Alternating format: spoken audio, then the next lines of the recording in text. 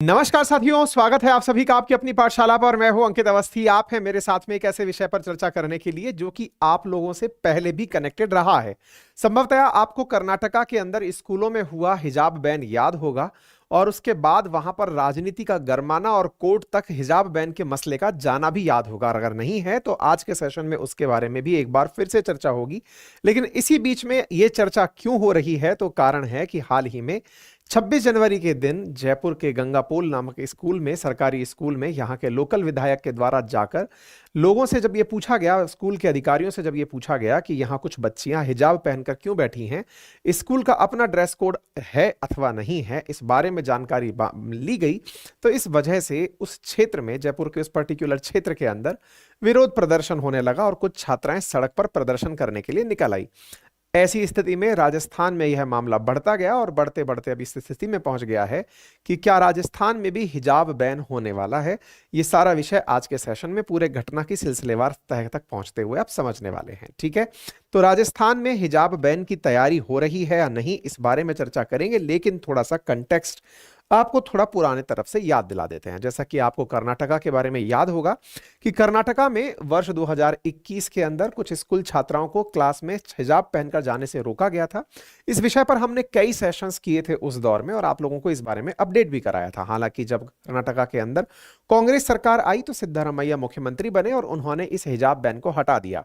उन्होंने कहा कि खान पान और पहनावे पर लोगों की अपनी पर्सनल लिबर्टी होनी चाहिए। हालांकि आज बात राजस्थान की है और राजस्थान के अंदर राजस्थान के एक एमएलए जिनका नाम है बाल मुकुंदाचार्य, वो हाल ही में सुर्खियों में हैं क्योंकि उन्होंने कहा कि अगर इस प्रकार से ही बच्चियां हिजाब पहनकर स्कूल आने लगी तो संभव है कि हमारी बच्चियां भी, यानी कि बहुसंख्यक समाज की बच्चियां भी लहंगा चुन्नी पहन करके कॉलेज और स्कूल्स में आने लगेंगी। ऐसी स्थिति में हिजाब रोब बढ़ता चला जा रहा है और साथ ही में राजस्थान के जो मिनिस्टर हैं, एजुकेशन मिनिस्टर हैं, उनके द्वारा भी स्कूल्स से कहा गया है कि जो ड्रेस कोड पहले से स्कूल्स में लागू है उसी की पालना की जानी चाहिए। बाय द वे मैं आपको बता दूं कि मुस्लिम महिलाओं के अंदर सिर को बांधने के लिए या तन को ढकने के लिए 4 प्रकार के वस्त्र बताए गए हैं, जिनमें से एक है बुर्का जो पूरी तरह कंप्लीटली कवर होता है, दूसरा है निकाब, तीसरा है हिजाब और चौथा है चादर। यहां पर जो हिजाब है ये हेड स्कार्फ की तरीके से है और इसको इस प्रकार से बांधा जाता है। चर्चा जिन विधायक की हो रही है, आपका नाम बाल मुकुंदाचार्य है और इनके विरोध में प्रदर्शन करती हुई छात्राएं आपको यहां पर दिखाई दे जाती हैं। राजस्थान में फिलहाल भजनलाल शर्मा की सरकार है। भजनलाल शर्मा जो है वो बीजेपी के विधायक हैं और फिलहाल के लिए यहां पर युवा मुख्यमंत्री के रूप में हाल ही में पद पर आसीन हुए हैं। आपके पद पर बैठते ही इस प्रकार का मसला देश भर के अंदर अब सुर्खी के अंदर आने वाला है। राजस्थान की भजनलाल सरकार ने कहा है कि सरकारी संस्थानों में हिजाब पर बैन लगाने का विचार चल रहा है। ऐसी स्थिति में मुस्लिम छात्राओं का विरोध प्रदर्शन शुरू हो गया है। बाय द वे, अगर आप में से कोई नहीं जानता कि राजस्थान की लोकेशन कहां है तो मैं बता दूं कि राजस्थान देश का सबसे बड़ा क्षेत्रफल के आधार पर राज्य है, जो कि भारत के पश्चिमी तट किनारे पर स्थित है और यहां पर क्षेत्रफल के हिसाब से राजस्थान देश का सबसे बड़ा राज्य है और यहां पर हिंदुइज्म को मेजॉरिटी में फॉलो किया जाता है। लगभग 88.5% हिंदुइज्म को फॉलो करने वाले लोग रहते हैं। इस्लाम यहां पर सेकंड लार्जेस्ट रिलीजन है जो फॉलो किया जाता है। लगभग 9.1% के आसपास यहां पर मुसलमान पाए जाते हैं। जहां तक बात हो यहां की फिलहाल विधानसभा की, तो विधानसभा में 200 सीटें हैं और वहां पर हाल ही में हुए 2023 के विधानसभा चुनावों के अंदर बीजेपी मुख्य पार्टी बनकर आई है, जिसके पास 115 सीटें हैं। मुख्य विपक्षी दल की भूमिका में कांग्रेस है, जिसके पास यहां पर 70 सीटें प्राप्त हुई हैं। इससे पहले यहां पर कांग्रेस की ही सरकार हुआ करती थी।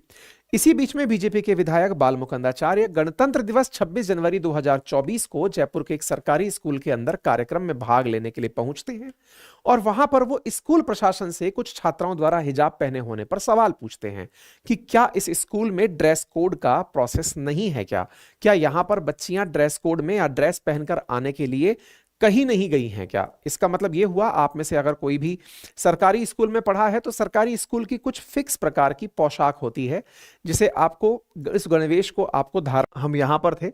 विधायक बाल मुकुंदाचार्य जी के द्वारा जब ये सवाल पूछा गया तो उन्होंने अपने स्तर पर कहा कि जब बच्चियां इस प्रकार से अगर हिजाब पहनकर आएंगी तो फिर नहीं पहनकर स्कूल आ सकती हैं, और चूंकि स्पेशल गणवेश फिक्स है कि क्या पहनकर आना चाहिए, तो ऐसी स्थिति में अगर गणवेश अपने स्तर पर धारण किया जाएगा तो दिक्कतें तो होंगी। अच्छा, आपको इस विषय पर इनका बयान तो मैंने बता ही दिया आप लोगों को। इसके बाद में ये मामला सदन के अंदर भी उठा और एक अन्य विधायक रफीक खान जो कांग्रेस से आते हैं, आपने इस मुद्दे को उठाया और कहा कि यह मामला उनकी स्वतंत्रता में हनन की तरह है। यह मामला राजकीय बालिका उच्च माध्यमिक विद्यालय गंगापोल जयपुर का है। और यहां पर यह मामला उठा, इससे पहले यह मामला पहले कर्नाटक में भी उठ चुका है।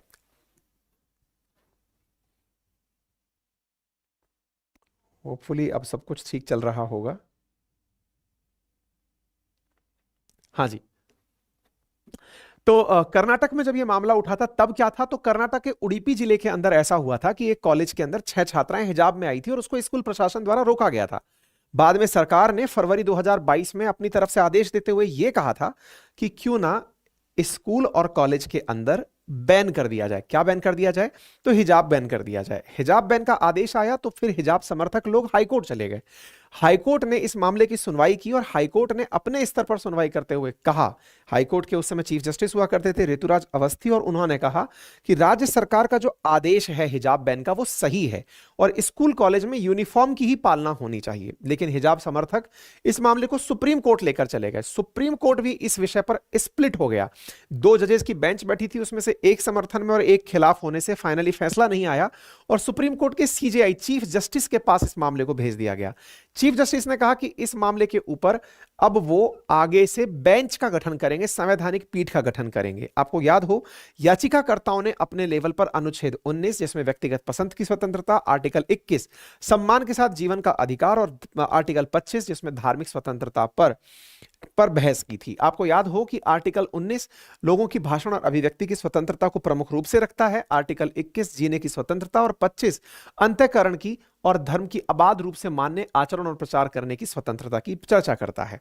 ऐसी स्थिति में जब यह मामला सुप्रीम कोर्ट पहुंचा तो सुप्रीम कोर्ट ने स्प्लिट वर्डिक्ट दिया और स्प्लिट वर्डिक्ट के बाद सीजेआई ने कहा कि भविष्य में वो इस पर एक संवैधानिक बेंच का गठन करेंगे। मार्च के बाद से ये उम्मीद की जा रही है, मार्च 2023 के बाद से, कि इस पर बेंच का गठन होगा। अभी तक इसके ऊपर बेंच का गठन नहीं हुआ है। उम्मीद की जा रही है कि जल्दी ही जब इस तरह के मसले फिर से उठने लगेंगे तो सुप्रीम कोर्ट इस पर एक संवैधानिक बेंच का गठन करेगी। ठीक है साहब। चूंकि कर्नाटका ने जब सरकार पलटी, कर्नाटका के अंदर फिलहाल कांग्रेस की सरकार है, तो कांग्रेस की सरकार ने अपने स्तर पर हिजाब बैन का मामला हटा दिया और उन्होंने हिजाब को कहा कि यह व्यक्तिगत पसंद है, लोग पहनना चाहें तो पहन सकते हैं। सिद्धारमैया फिलहाल यहां पर सरकार चला रहे हैं। लेकिन बात अगर राजस्थान की हो तो राजस्थान की सरकार अब इस विषय पर थोड़ी सख्त दिखाई दे रही है। जानकारी के लिए मैं आपको बताऊं कि राजस्थान के फिलहाल शिक्षा मंत्री हैं मदन दिलावर जी। उन्होंने कहा कि जब शिक्षा विभाग को यह आदेश है कि राज्य के अंदर ड्रेस कोड लागू है, स्कूल्स के अंदर एक नियत ड्रेस पहनकर जाना है, तो उसके अलावा अगर कोई कुछ भी पहनकर आया है तो जिम्मेदारों से सवाल किए जाएंगे। चूंकि ड्रेस पहले से तय हैं तो उनकी सख्ती से पालना होनी चाहिए और इस विषय पर शिक्षा विभाग उच्च स्तर पर रिपोर्ट तैयार करने के लिए शिक्षा मंत्री को भेजेगा। इसके साथ साथ अन्य जो मंत्री हैं, कृषि मंत्री किरोड़ी लाल मीणा और गृह मंत्री जवाहर सिंह बेढ़म जी ने भी इस विषय पर हिजाब बहन की पैरवी की और कहा, राजस्थान के शिक्षा मंत्री ने, कि मैं हिजाब के विपक्ष और पक्ष में नहीं हूं, मैं इस पक्ष में हूं कि सरकार ने स्कूलों की ड्रेस तय की हुई है, उसे पहनना स्कूल में जरूरी है। कोई भी ड्रेस कोड का उल्लंघन करेगा या विरोध करेगा तो उसके खिलाफ कार्रवाई होगी। हमारे आदेश पहले से ही हैं, अगर आदेश की अवहेलना हुई तो कार्रवाई की जाएगी। अफसर स्कूलों का निरीक्षण करके यह सुनिश्चित करेंगे कि सब तय ड्रेस में आ रहे हैं। मदन दिलावर जी के द्वारा दिया गया यह मैसेज अपने आप में पर्याप्त संकेत दे रहा है कि शिक्षा मंत्रालय स्कूल में ड्रेस को लेकर सख्त है और जो परिधान सुनिश्चित किया हुआ है उसी में पहनकर आने की इजाजत दी गई है। एक अन्य मंत्री, कृषि मंत्री किरोड़ी लाल मीणा जी के द्वारा भी इस विषय पर चर्चा करते हुए कहा गया कि जब सरकारी और प्राइवेट स्कूलों में और मदरसों में जब सरकारी और प्राइवेट स्कूल हिजाब की पाबंदी करेंगे तो उसके पीछे इनका तर्क ये था कि जिस प्रकार से पुलिस और सेना के अंदर भी वर्दी का नियम होता है कि वर्दी पहनकर जानी होती है, अगर किसी को इसी प्रकार से धर्म की पालना करनी हुई तो संभवतया वो तो कुर्ते पजामे पहन करके इस पुलिस के अंदर जाना शुरू कर देंगे। तो इस तरह से इन्होंने अपनी बात को रखा और कहा कि कुछ नियत स्थानों पर ड्रेसेस फिक्स हैं और उन्हीं की पालना होनी चाहिए। कुल मिलाकर जब इतने बड़े मंत्रियों के द्वारा, शिक्षा मंत्री, कृषि मंत्री के द्वारा जब इस तरह की बातें कही जा रही हैं तो इसे सरकार का भी पक्ष समझा जा सकता है। यानी यह समझा जा सकता है कि राजस्थान के अंदर स्कूल और कॉलेजेस के अंदर हिजाब पर बैन सरकारी अपनी पाठशाला पीसीएस चैनल पर आपको निरंतर मैराथन क्लासेस आरओ और एआरओ की परीक्षा के लिए दी जा रही हैं। आज ज्योग्राफी की 7 घंटे की मैराथन क्लास चली है। इसके बाद में कल हिस्ट्री की 7 घंटे की लगभग मैराथन क्लास दोपहर 1 बजे से शुरू होगी। ठीक इसी प्रकार से प्रतिदिन जब तक आपका एग्जाम है उस दिन तक आपके लिए मैराथन का आयोजन फ्री ऑफ कॉस्ट अपनी पाठशाला पीसीएस पर किया जा रहा है। बेहतरीन तरह से मेहनत आपके लिए रखी जा रही है। साथ ही साथ आप में से यदि कोई भी साथी मेरे साथ जुड़कर पढ़ना चाहता है तो मेरा complete foundation batch history, geography, polity, economy में मात्र 3000 में आप लोगों के लिए उपलब्ध है और आप मेरा हैंड रिटन नोट्स मात्र 1999 के अंदर परचेज कर सकते हैं, जो कि आपके पास घर पर 3000 से अधिक पेजेस में इंक्लूडिंग कुरियर चार्ज मात्र 1999 में डिलीवरेबल है। Thank you so much. अपना ख्याल रखें। धन्यवाद।